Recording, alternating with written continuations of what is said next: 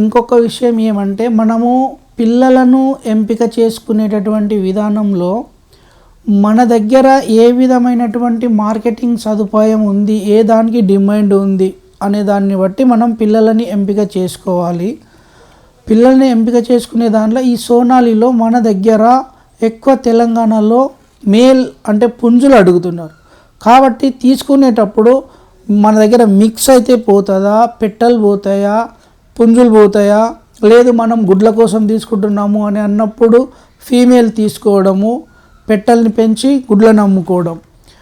Meat purpose అయితే only males తీసుకోవాలి. తీసుకునేటటువంటి దానిలో మార్కెట్లో ఈ పొద్దు రేపు చాలా యూట్యూబ్లలో చాలామంది అమ్మేటటువంటి ఏజెంట్లు తయారైనారు.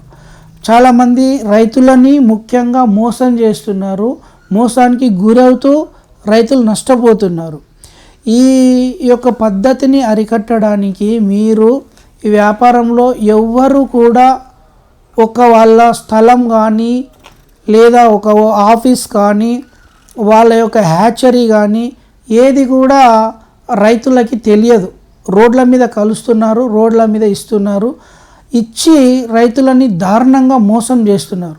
ఈ మోసాన్ని అరికట్టడం కోసము మీరు హ్యాచరీలు, తర్వాత పేరెంటల్ బర్డ్స్ని, వాళ్ళ ఆఫీసులని అన్నిట్లని కూడా విజిట్ చేసి తీసుకున్నట్లుగా అయితే రేపు వాళ్ళు మనకి ఏదన్నా కల్తీ ఇచ్చినారు అని అంటే ఆ కల్తీకి సంబంధించి నిలదీయడానికి కానీ, మన పైసలు రాబట్టుకోవడానికి కానీ, ఇంకొకసారి ఈ విధంగా చేయకుండా ఉండడానికి సంబంధించిన చర్యలు తీసుకునే అవకాశము ఒకటి ఉంటుంది. కాబట్టి ఒక బ్రాండెడ్ ఉన్నటువంటి దాన్ని మీరు పోయి చూసి నిజంగానే వీళ్ళ దగ్గర ఉంది, మనం తీసుకుంటే కూడా మనకు నష్టం జరగదు అనేటటువంటి వాటిని ఎంపిక చేసుకొని మీరు పిల్లలు తీసుకోండి.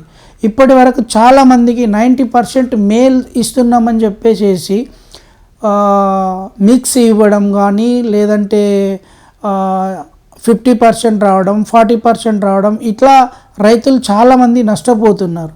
సో దాన్ని గమనించి మీరు ఒక హ్యాచరీని ఎంచుకునేటటువంటి పద్ధతిలో చాలా జాగ్రత్తలు తీసుకొని ఈ విధంగా ముందుకెళ్ళమని నేనైతే మిమ్మల్ని కోరుతున్నాను.